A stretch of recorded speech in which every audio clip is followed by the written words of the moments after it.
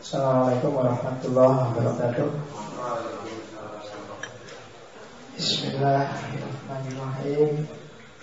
Alhamdulillah, asyukurulillah, assalatu wassalamu li rasulillah wa ala alihi wa ashabihi wa atba'ihi ila yaumil qiyamah. Amma ba'du. Alhamdulillah kita sudah melangkah ke tema yang kesekian untuk ngaji filsafat kita. Saya tidak tahu setelah kurang lebih 10 kali kita ketemu ada dampak apa kuliah filsafat itu buat teman-teman. Semoga ada dikit-dikit lah hidupnya lebih cerdas sedikit dibanding kayak biasa. Ya, jangan salah, ngaji filsafat ini ternyata 1-2 orang ada juga yang perhatian. Kemarin saya dapat SMS dari profesor. Dulu pernah tak undang ke fakultas kejurusan, Profesor Marta Beck.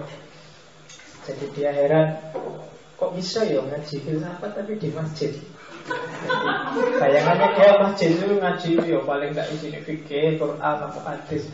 Dan ini filsafat, itu fenomenal itu. Dia heran.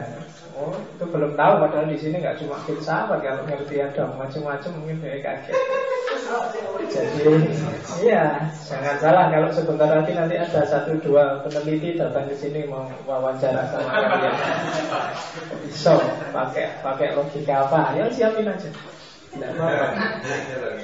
Oke, malam ini sebenarnya saya sudah merasa ini harusnya minggu lalu terakhir, hitung-hitungan saya sudah siap-siap Ramadan.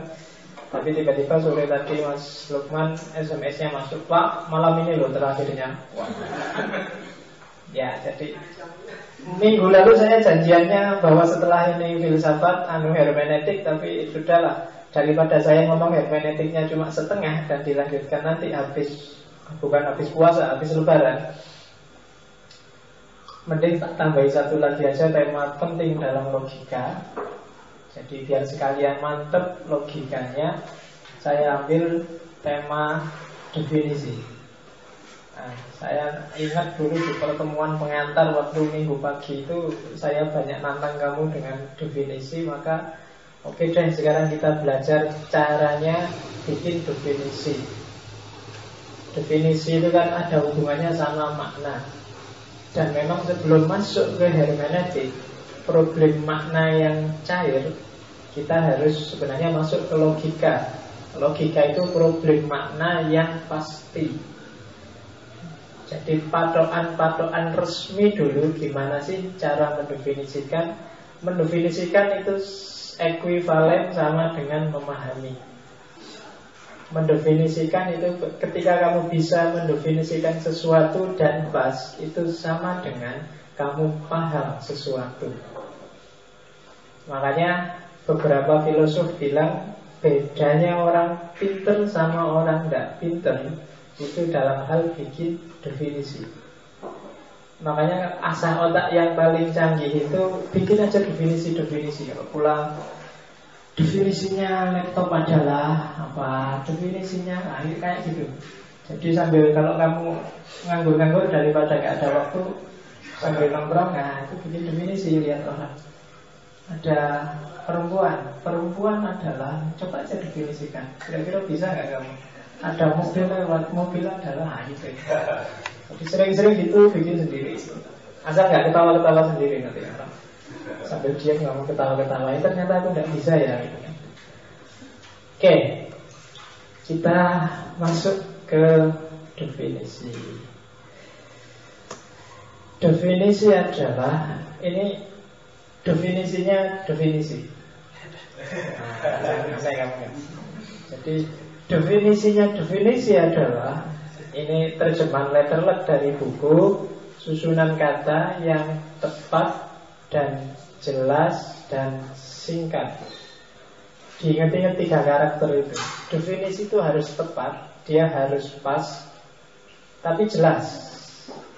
Jelas itu berarti maksudnya ketahuan dan singkat, tidak bertele-tele. begitu bertele-tele pasti bulat. Jadi kalau kamu mendefinisikan sesuatu harus tepat. Tepat itu kalau mendefinisikan lampu ya harus tentang lampu. Jangan mendefinisikan lampu ternyata geser, ternyata yang kamu definisikan bukan lampu tapi pintu misalnya. Itu berarti tidak tepat. Kalau mau ngomong lampu ya lampu, itu tepat. Dan harus jelas. Jangan bikin definisi yang semula jelas, gara-gara kamu definisikan malah rumit. Sering kan kamu gitu. Sebenarnya kamu agak-agak paham. Begitu ada didefinisikan orang, kamu tambah bulat sudah. Nah, sering kamu gitu kan. Selama ini kamu sudah ngerti rasa-rasanya, tapi begitu dibahas tambah ruwet. Nah, itu berarti definisinya keliru. Nggak boleh ada definisi yang malah bikin ruwet. Mending nggak usah didefinisikan. Ya kan? Banyak hal yang sebaiknya nggak usah didefinisikan. Nanti ada di sini, ada teori yang beberapa hal yang memang jangan didefinisikan karena nggak bisa. Nanti lihat aja. Dan harus jelas dan harus singkat. Jangan dipanjang-panjangin. Makanya kalau kamu ujian akhir itu kan mesti perintahnya jawablah dengan tepat dan jelas dan singkat. Kecuali dosen tertentu. Dosen tertentu ada yang bilang pokoknya jawab harus 1 halaman. Kalau belum 1 halaman belum itu. Nah itu biasanya agak ngawur kamu. Zaman dulu saya ada dosen kayak gitu, zaman saya kuliah. Pokoknya 1 soal harus 1 halaman. Jadi anak-anak kalau nggak bisa jawab ditulis aja puisi lah, lirik lah. Awalnya itu ngomong apa tapi tengah-tengahnya syair lagu apa gitu, puisi apa, begitu terakhir malu. Demikianlah maka kayak yang penting kan sehalaman. Kenapa nggak singkat? Barang yang tidak singkat biasanya tidak tepat. Kenapa? Karena melebar kemana-mana. Iya apa tidak? Kamu seneng apa tidak? Kamu nanti jangan bulat. Kalau bulat itu mesti menyusahkan orang lain. Orang jadi malah gak jelas idenya apa. Kamu SMS tiap hari, apel tiap hari, jemput tiap hari. Jelas aja, seneng dah. Jangan bulat. Kalau bulat malah bingung deh kamu. Nah itu loh, jadi itu poin. Susah, orang mendefinisikan perilakumu itu susah.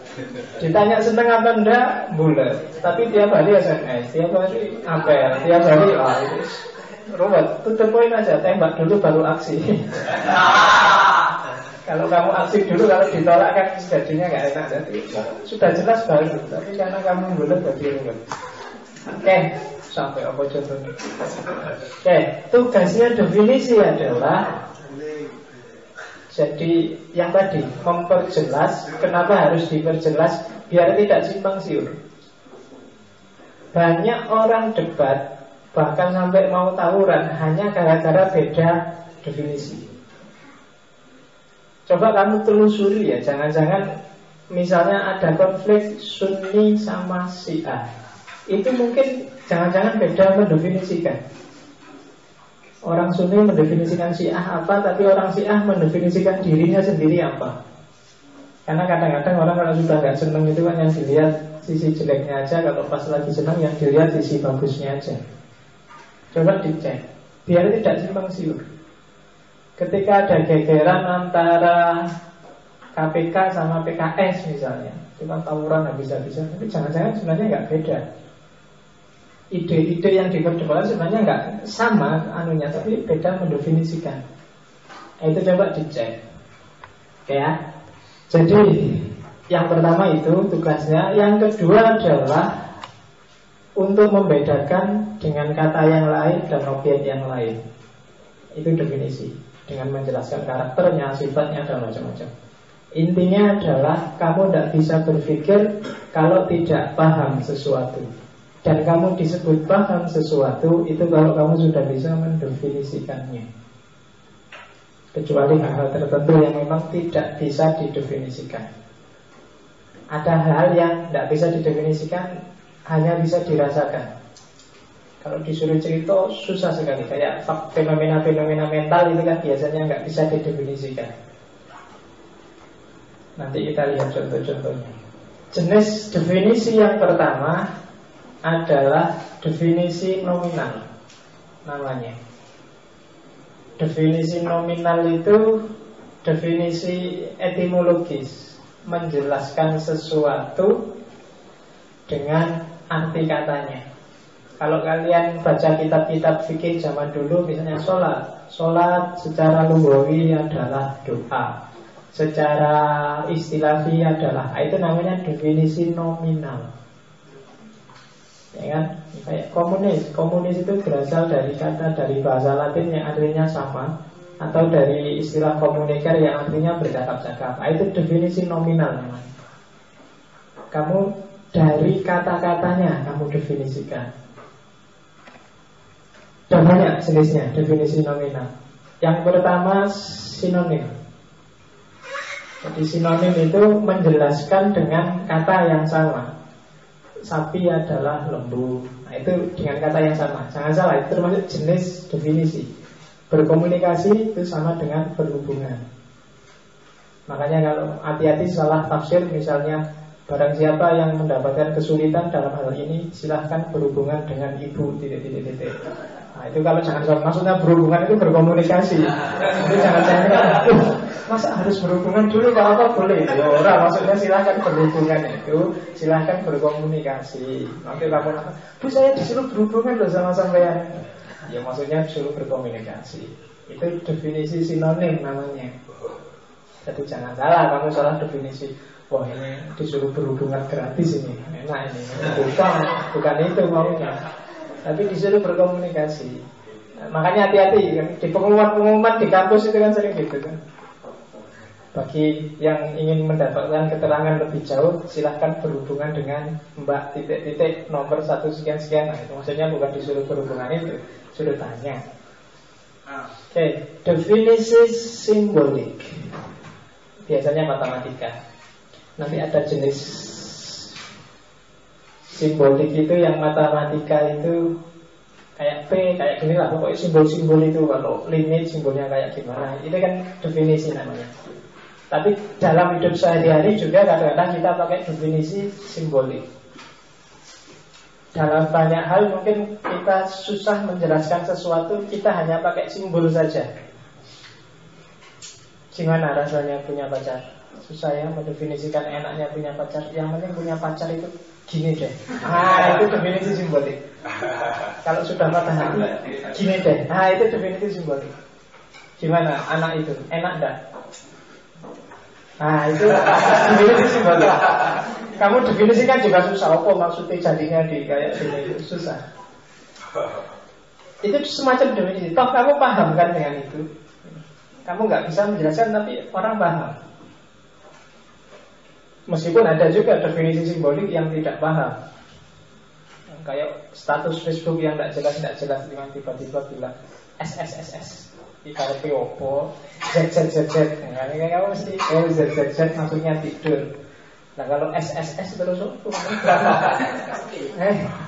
ada kan status Facebooknya yang lagi galau itu kan kadang-kadang aneh-aneh itu kan. Itu sebenarnya simbolik. Biasanya pakai bahasa-bahasa simbolik. Ada definisi etimologis. Definisi etimologis itu ditelusuri asal-usul katanya. Dulu saya penelitian di skripsi itu judulnya filsafat cinta. Pertama kan harus ditelusuri kata-katanya. Ternyata untuk tentang cinta bahasa Indonesia itu miskin. Kalau Yunani lebih kaya. Yunani itu punya eros, punya filio, punya, saya lupa, ada 4 itu istilah untuk menyebut cinta. Cinta tanah air beda, cinta lawan jenis beda, cinta orang tua sesama saudara sesama itu beda lagi istilahnya. Jadi ada 4 atau 5 istilah yang menyebut tentang cinta dengan definisi yang beda-beda. Nah itu etimologis namanya. Menelusuri artinya cinta dari sisi bahasanya, dari sisi ini asalnya dari bahasa apa sih kan gitu. Setiap istilah pasti ada intinya. Agama itu dari bahasa apa? Kalau orang Malaysia menyebutnya agama. Ada agama. Coba dicek. Itu biasanya religi. Religi itu dari bahasa apa sih? Kalau kamu pakai istilah agama terus konsekuensinya beda gitu, kayak itu agama atau religi. Nah itu etimologis namanya. Jalur intelek pertama untuk memahami sesuatu itu pakai etimologis. Kursi itu aslinya dari bahasa Arab. Kursiun kan. Coba kamu cek, kalau di Arab kursi itu kayak gimana sih modelnya? Nah, itu biasanya lebih mengantarkan pemahaman untuk bikin definisi. Definisi nominal. Ada definisi semantik. Semantik itu kamu mendefinisikan sesuatu pakai simbol sebenarnya. Simbolnya ya, cuma simbol ini sudah disepakati bahasa biasanya. Yo kadang-kadang ada tanda juga. Tapi kenapa disebut semantik? Karena biasanya pakai bahasa. Istilah-istilah yang disepakati di tingkat lokal. Yang sering saya contohkan, misalnya untuk di Jogja, jangan gampang kamu bilang sarkem. Karena definisinya sarkem untuk Jogja itu agak abu-abu warnanya.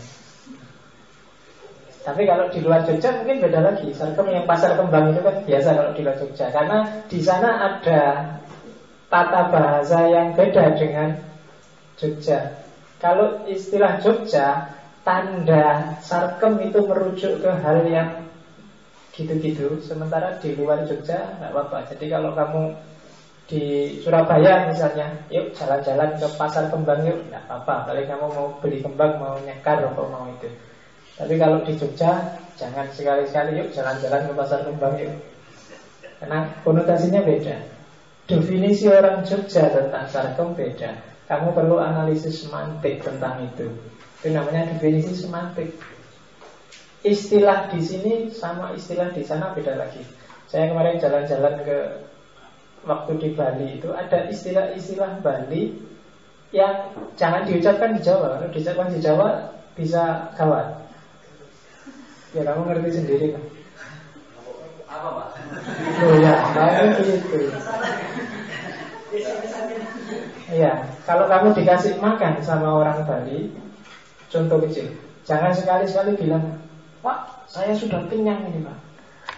Karena kenyang kalau bahasa Bali itu sama dengan bagi laki-laki nggak enak ngomong. Ya, kalau di bahasa Bali coba kamu cek lagi. Saya ngobrol dengan supir di Bali itu, jadi kenyang di sana itu kayak alat pemelawan laki-laki yang sedang berdiri. Makanya ini tak tutup, nanti masuk situ neng tekan di anunya lagi. Jadi jangan kamu teriak-teriak saya sudah kenyang, itu bisa ada orang sana. Ada beberapa lagi yang kalau di sana jadinya saru, cuma di sini ya. Nah, ada Jawa saya lupa Jambi apa Palembang itu. Ayo orang Jawa kan kalau ayo ke masjid yuk, nanti dulu kan bahasa Jawanya kosike. Nah itu kosike itu saya lupa di mana itu. Artinya sarune pol. Jadi jangan bilang-bilang kosike ya. Nah itu kan semantik. Yang kamu paling sudah populer kan kayak di mana yang kalau di sini butuh itu ya perlu, tapi di tempat lain butuh itu bukan perlu. Nah itu semantik, hati-hati. Ada definisi yang sifatnya lokal, makna yang sudah dikenal di lokal tertentu, yang di tempat lain punya arti berbeda. Terus ada definisi stipulatif. Definisi stipulatif itu bikin makna baru. Kalau tadi yang semantik itu kan memang sudah jalan seperti itu. Kalau stipulatif itu bikin makna baru, disepakati bareng-bareng. Misalnya, ini janjiannya kan podo kalau kuliah. Kuliah filsafat juga kayak gini. Cuma kita sepakati aja karena ini di masjid. Terus santrinya juga bebas, isinya bebas, yang ngomong juga bebas. Kita sebut aja ngaji filsafat. Itu namanya definisi stipulatif. Kita bikin baru, kita sepakati bersama bahwa ini namanya ngaji filsafat dengan pertimbangan-pertimbangan tertentu. Itu namanya definisi stipulatif. Sering orang harus kadang-kadang bikin ini BLSM, balsem, yang itu sekarang sedang ramai. Itu kan stipulatif namanya. Bikin baru, dulu gak ada balsem. Kamu ngerti nih balsem kan cuma buat keroan. Tapi sekarang balsem adalah istilah untuk bantuan langsung dan asem itu. Itu definisi stipulatif. Nah, yang kalian kenal biasanya definisi denotatif. definisi denotatif itu tidak secara menunjukkan sesuatu, tapi sifatnya denotasi. Jadi semua, misalnya kalau saya ngomong sapi, itu berarti semua yang ada hubungannya dengan sapi itu masuk definisi denotatif. Temannya denotatif kan konotatif.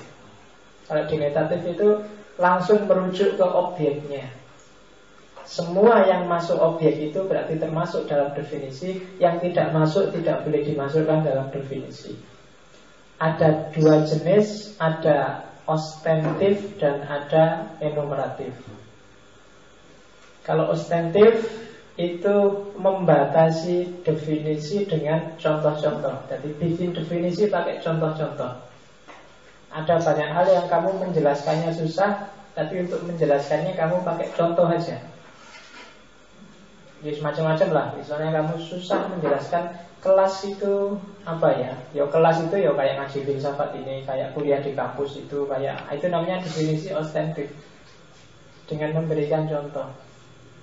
Anak soleh itu kayak gimana sih? Anak soleh adalah yo anak yang rajin ke masjid, anak yang sampai malam di sini meskipun karambol, anak yang itu namanya definisi ostentif untuk menunjuknya pakai contoh. Islam yang baik itu gimana sih? Yo Islam yang baik itu yo yang suka bantu orang, yang jenggotnya panjang, nah itu dengan berikan contoh. Ada lagi definisi enumeratif. Kalau definisi enumeratif itu tidak menyebut contoh, tapi menyebut rincian-rincian dari yang kamu definisikan.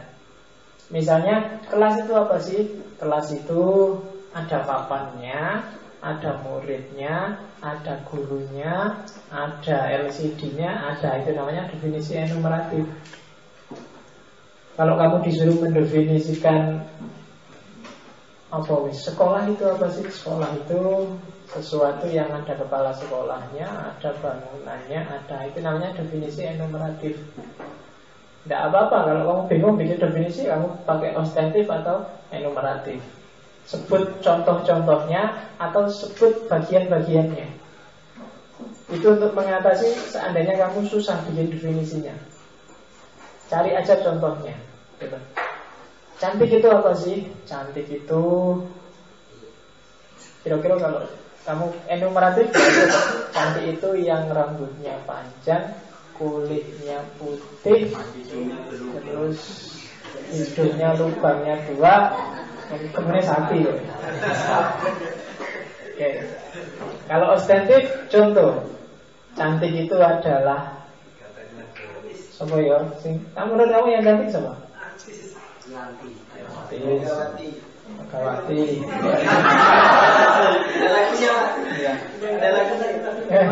Ya. Saya baca komentarnya orang waktu ada Taufik Kemas meninggal itu, ada satu komentar yang tak ingat sampai sekarang. Dengan meninggalnya Taufik Kemas berarti tidak ada lagi sekarang yang bisa menggulingkan Megawati. Karena yang bisa menggulingkan Megawati selama ini kan Taufik Kemas, jadi sudah nggak mungkin lagi ada yang menggulingkan Megawati. Oke. Itu definisi nominal. Sekarang definisi real. Definisi real itu memperlihatkan sesuatu dengan melihat unsur-unsurnya. Definisi real itu isinya definisi hakiki, definisi maksud tujuan, dan definisi sebab akibat. Kalau tadi lebih bermain dengan kata-katanya, kalau ini lebih ngomong esensi hakikatnya. Definisi hakiki itu apa ya? Dicari jenisnya dan diferensiannya. Sesuatu yang kamu definisikan, carilah dia itu dari jenis apa. Kalau sudah ketemu cari jenis apa, carilah pembedanya dari yang lain yang ada dalam jenis itu. Manusia adalah hewan yang berakal. Berarti manusia itu kan termasuk jenisnya hewan, hanya saja dia berakal. Hewan itu namanya genus, genus proximum, jenis terdekat. Sementara berakal itu namanya diferensia, pembeda. Jadi tidak sama. Jadi manusia itu sama hewan sama. Kamu sama monyet sama, sama kambing sama, sama sapi sama. Yang membedakan apa? Berakal. Jenusnya hewan, diferensiannya berarti berakal. Kayak kalau agama kan, saya baca buku apa itu yang tentang sholat itu, bahwa manusia itu adalah hewan yang sholat. Definisi aneh kan kamu? Jarang itu orang menyebut itu. Karena satu-satunya yang membedakan manusia dengan yang bukan manusia itu sholatnya. Kalau dia tidak sholat berarti karakter ini khasnya itu. Tidak apa-apa itu. Tak pikir yang nulis juga cerdas untuk menarik pakai akal tapi arahnya ke agama. Jadi manusia ada. Contohnya tapi lucu. Coba bandingkan orang sama monyet. Monyet itu kan kalau kamu jajar kan sama orang kan ya mirip aja kan, agak dekat. Cari monyet yang paling ganteng dijajar sama cowok yang paling jelek, itu mungkin selisihnya nggak banyak. Gimana ya kan? Jadi contoh itu. Jadi dan yang membedakan apa? Kalau mikir monyet kadang-kadang ya cerdas loh, kadang-kadang dia bisa punya ide apa yang orang kaget katanya. Nah, yang membedakan kalanya di buku itu cuma sholat. Jadi cewek-cewek yang punya pacar kok tidak sholat berarti sama dengan pacaran dengan monyet. Jadi kalau contoh di buku itu gitu. Jadi kalau saudaramu tidak sholat berarti kamu saudaranya monyet. Kalau bapak ibumu tidak sholat, bapak ibumu itu oke. Nah, itu nah, kamu pakai aja bahan untuk ceramah Ramadan. Wah, intinya itu sholat. Oke. Cuma bulan ini saya manut kamu, saya Ramadan sengaja off. Hanya satu masjid yang saya terima, masjidku dewi di kampung. Jadi tahun ini aku ingin santai-santai aja. Karena saya trauma ngisi Ramadan itu. Tiwas spesial capek, orang-orang maunya cepet dan jangan lama-lama dan jangan bikin ngantuk, itu kan susah. Jadi salah Ramadan bikin orang. Jadi saya Ramadan ini jangan ditawari untuk ngisi taraweh dan sholat subuh ya. Jadi pesan buat iya. Katanya kamu mau tafakur kan ini, jadi saya juga mau tafakur. Ya, kayak pengalaman teman saya ceramah Ramadan yang jamaahnya pulang semua itu kan. Ceramah Ramadan itu suwe. Cuma dia ceritanya Ramadan dagel. Hanya satu orang yang tinggal untuk mendengarkan ceramahku, anak kecil lagi. Dia ada di depanku itu. Selesai ceramah, adik kenapa kok enggak pulang? Sebenarnya saya mau pulang Ustaz, cuma sajadah saya keinjek Ustaz. Oke, cerita dadak lepas ini DM males timbang ceramah. Oke ya, jadi definisi hakiki itu cari jenisnya, cari diferensiannya. Sofa itu kan jenisnya adalah tempat duduk. Yang membedakan sofa dengan tempat duduk yang lain apa? Mungkin empuknya, mungkin nyamannya, mungkin dan seterusnya. Itu namanya diferensian. Merpati itu burung, dasi itu pakaian. Tapi pakaian yang apa sih yang membedakan dasi sama baju, sama jaket, sama celana? Nah itu diferensiannya. Jadi kalau kamu cari hakikat sesuatu, carilah jenisnya untuk mendefinisikan dan carilah diferensiannya. Orang pinter dan tidak pinter. Nah, orang pinter adalah orang yang diferensiannya pinter, sementara yang lain tidak pinter. Nah, itu diferensian. Definisi hakiki.